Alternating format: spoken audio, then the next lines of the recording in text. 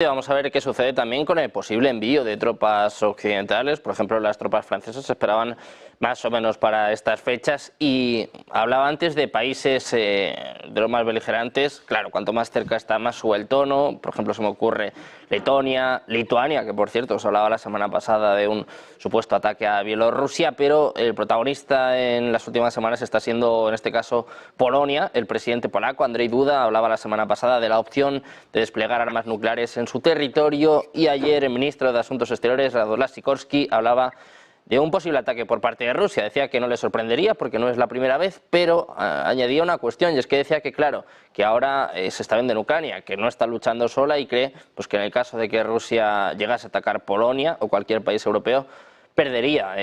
Miguel, quiero preguntarte por esta cuestión, por el papel que está cogiendo Polonia en este conflicto, sobre todo hablando de que se puedan desplegar armas nucleares en su territorio, armas nucleares de la OTAN o de Estados Unidos, y también bueno, esta afirmación, ¿no?, de que Rusia perdería en un conflicto con ellos, o en este caso incluyendo la OTAN.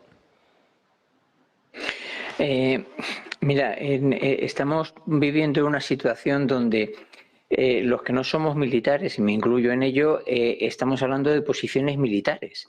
Eso lo que te viene a decir es que los frentes no se mueven, es decir, la línea de frente es bastante estable. ¿Y qué ocurre con aquellos países que están detrás de todo esto, que están lejos de las líneas del frente?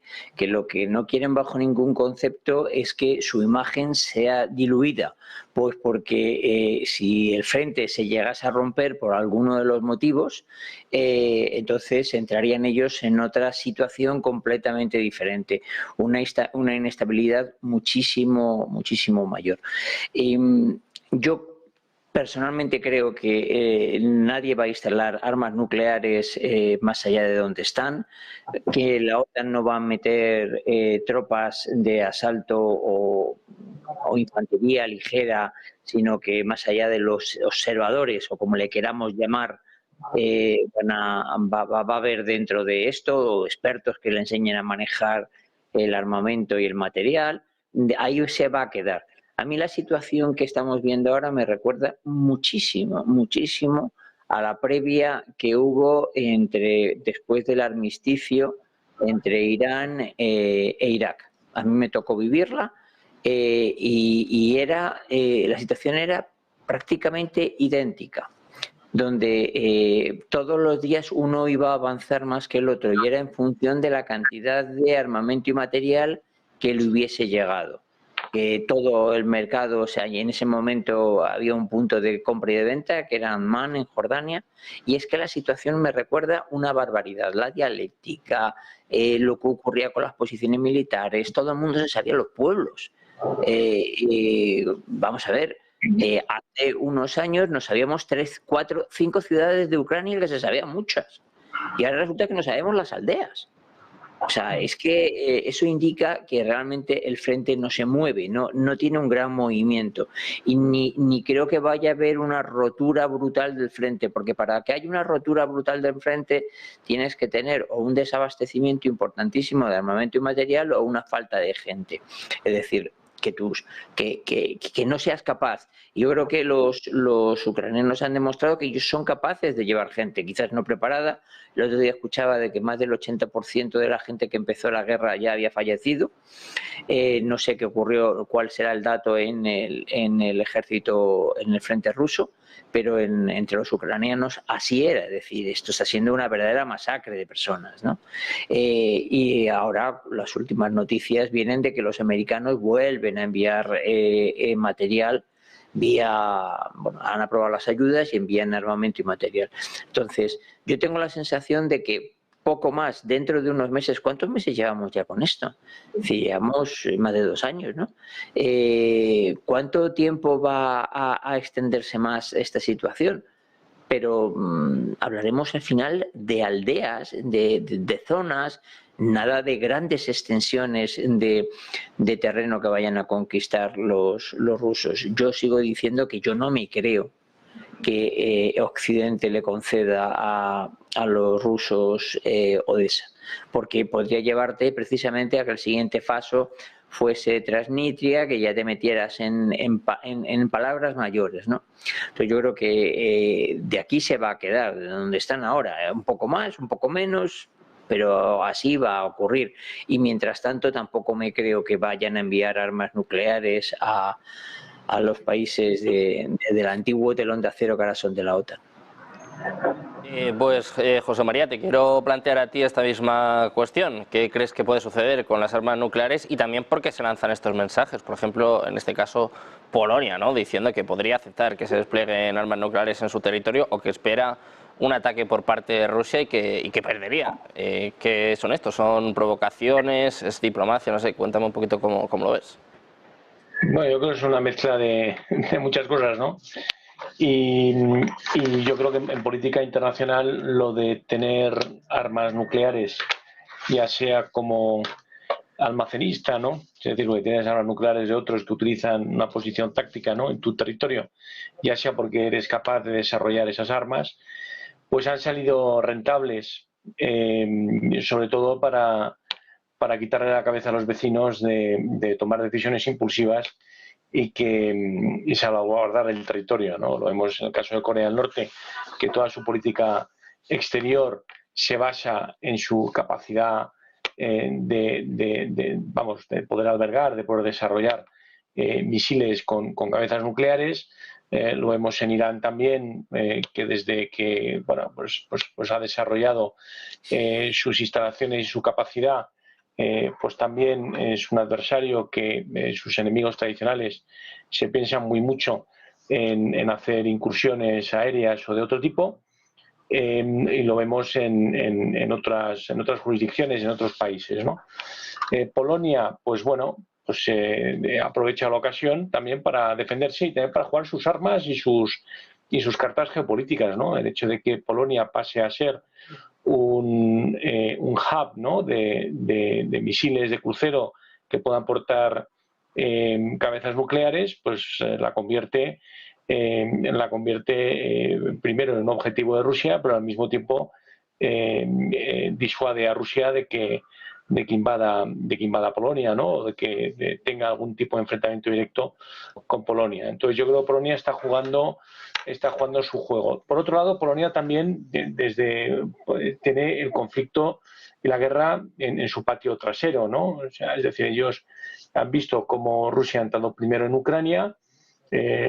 Polonia ha sido en las últimas décadas un gran mascarón de proa en lo que a política antirrusa se refiere. Abiertamente ha sido crítico con el régimen de Putin mucho antes de que otros países occidentales lo hayan sido, y es un gran adalid de que la Unión Europea siga utilizando a Ucrania como proxy y de que Estados Unidos siga financiando a Ucrania. Y ellos se han convencido a sí mismos, los políticos a la ciudadanía, de que son los siguientes en la lista. La verdad es que tristemente la historia les da la razón. Si uno mira la historia, pues tienen motivos más que suficientes para prepararse. Lo que no sabemos, lo que está todavía en el aire, lo que muchos decimos que es altamente improbable, es que Rusia tenga como objetivo atacar países de la OTAN.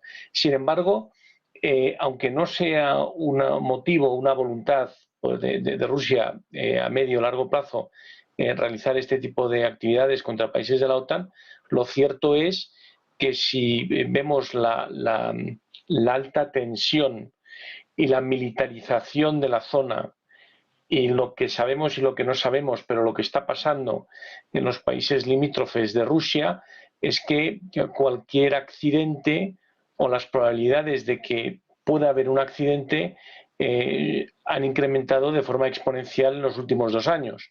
El otro día, sin ir más lejos, un navío de la Armada danesa alertó de que había tenido unos problemas con uno de sus buques que tenía capacidad de lanzar misiles, ¿no? También estamos viendo actos de sabotaje que no sabemos de quién es la autoría, podemos predecir quién está interesado, quién no está interesado, quién podría haber sido, etcétera, como han sido, por ejemplo, las explosiones del Nord Stream y otras, o los propios intentos de sobrevolar el Kremlin y de lanzar con drones, presumimos, ¿no?, que había una intención también de bombardear la ciudadela. Entonces, están pasando muchas cosas y puede haber grupos, grupúsculos, servicios secretos, países, regiones interesadas en que el conflicto vaya más y podrían pasar cosas que estén, aunque no estén en el control de los poderes tradicionales o de los estados, y que puedan desencadenar en un malentendido que a su vez desencadene en un conflicto mucho mayor. Y estamos haciendo todo lo que está en nuestra mano para elevar la temperatura y para que estas cosas y la probabilidad de que pasen estas cosas aumente de forma considerable. Por lo tanto, creo que no es descabellado que Polonia, habida cuenta de su historia y de su trayectoria y el posicionamiento que ha tenido en este conflicto y que ha intentado arrastrar aliados en lo que ha sido la escalada del conflicto, pues quiera hacer todo lo posible para prepararse. La solicitud de albergar este tipo de silos, ¿no?, con armas nucleares es una de las acciones y de las declaraciones políticas. Otra ha sido rescatar los refugios de época de la Guerra Fría para darles actualizarlos y mejorarlos y acondicionarlos. Otra ha sido la de invertir en su ejército. Otra ha sido recuperar también y hacer toda la política exterior que ha venido haciendo contra Rusia en los distintos foros donde está presente y sobre todo en la Unión Europea. Bueno, y esto entra dentro de esa coherencia y es una acción más que se suma a todas las anteriores. Si viajamos por Europa, vemos que países como España o Portugal vivimos muy lejos de la guerra y que pues bueno, nos ocupa pero no nos preocupa, pero sin embargo, según nos vamos acercando a Ucrania y en países bálticos y de la antigua esfera de la Unión Soviética, esto es su problema principal y esto es el debate casi único que están teniendo en todas las tertulias, a nivel de Parlamento, a nivel de política exterior, a nivel de colaboración con países vecinos, etcétera. Entonces, hay una parte de Europa que esta guerra se la está tomando como propia y hay una parte de Europa pues que estamos en periodo de reflexión, ¿no?, por decirlo de alguna forma. Es decir, estamos lejos, ¿no?, de esa concienciación y de que la guerra realmente está a las puertas de Europa y que hay una probabilidad alta, como así nos han indicado los líderes europeos, de que en un futuro a medio o a largo plazo Europa pueda estar involucrada en un conflicto con Rusia.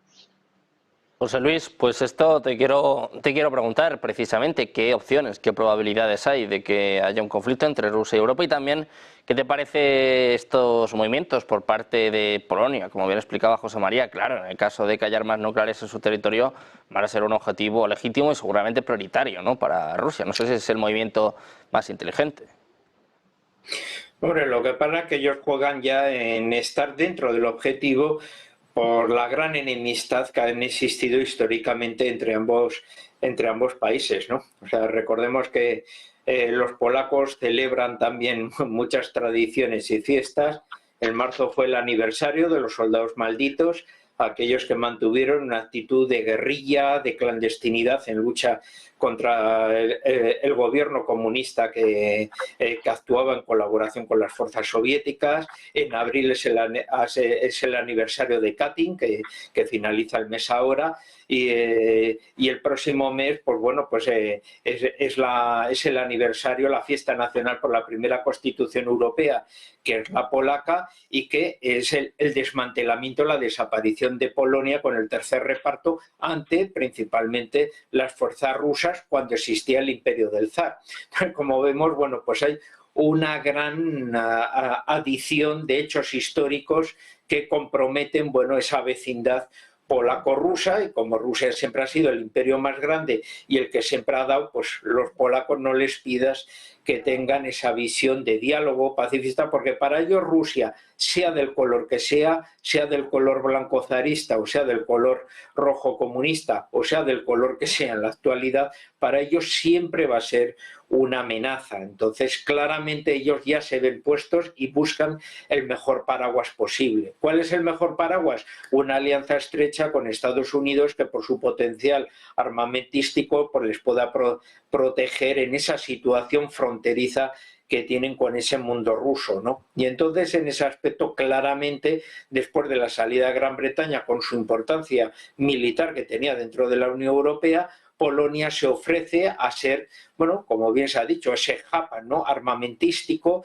y tener esa relación muy estrecha con Estados Unidos. Y aquí sí es algo que les une a todos los polacos, o sea con el gobierno anterior, sea con el gobierno actual, mantienen esas relaciones directas y estrechas y se visualizan en el jefe del Estado, en Andrzej Duda, que está, bueno, viajando a Estados Unidos de una manera muy fluida y hablando no solo con el presidente Biden, con la vicepresidenta Kamala Harris, incluso con Donald Trump como posible actual candidato por el Partido Republicano. Bueno, pues está con todos, marcando claramente que Polonia tiene relaciones estrechas y esté quien esté en la Casa Blanca, Polonia va a ser su fiel aliado en el territorio europeo y por lo tanto se ofrece a lo que sea, ¿no? O sea, se convierte en la perfecta cabeza de puente del mundo estadounidense dentro de la Unión Europea en ese aspecto para proteger su soberanía e identidad. Ha elegido claramente un poco cuál es su aliado un poco en ese aspecto. ¿Posibilidades de un ataque a la OTAN? Hombre, hemos hablado, o sea, Vladimir Putin no es ningún loco, es una persona fría, racional, que aprovecha muy bien los recursos que tiene y las debilidades del contrario para, bueno, ir increciendo esa importancia de una federación rusa que le encantaría volver a tener la situación geopolítica importante que tuvo la URSS en el pasado, pero bueno, ahora no la tiene, pero va recuperando ese tipo de escenarios. Pero loco no está como para lanzarse a lo que sería un inicio de Tercera Guerra Mundial en la cual todo el mundo nos iríamos a la porra, ¿no? Pero sí de aprovechar y sacar los réditos políticos que pueden ser, bueno, con ese arsenal nuclear que todavía mantiene y que puede un poco presionar en esas circunstancias. Por lo tanto, no va a haber ahí un ataque si no nos volvemos locos a un territorio OTAN.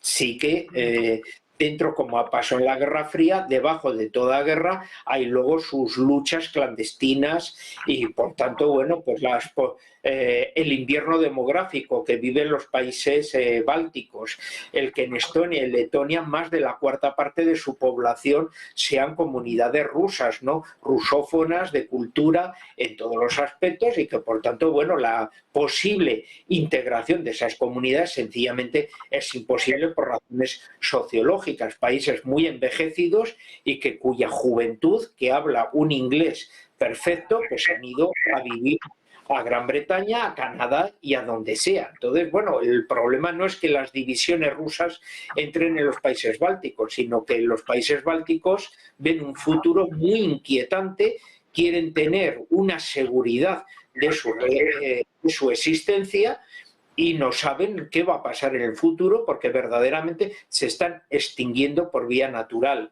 El único país que les afronta una cierta coherencia en ese aspecto, como hemos hablado, por razones ya históricas, es Polonia, que por su tamaño se quiere convertir en el verdadero baluarte fronterizo de los intereses estadounidenses dentro de la Unión Europea ante la ausencia de Gran Bretaña y está jugando sus cartas plenamente para ser un poco su embajador a nivel interno, un poco en ese aspecto. Con lo cual, pues bueno, luego también hay que tener en cuenta, ya por último, pues bueno, la personalidad de Radosław Sikorski, el ministro de Asuntos Exteriores actual de Polonia, que tiene, bueno, pues es una personalidad muy especial, ¿no? Un hombre que estuvo en el PiS, un hombre que está ahora en plataforma, un hombre que, bueno, pues aunque representa la cartera diplomática, tiene un protagonismo muy fuerte con sus declaraciones, rompe mucho los esquemas de la gente, provoca incluso crisis en sus declaraciones en el Parlamento, como la última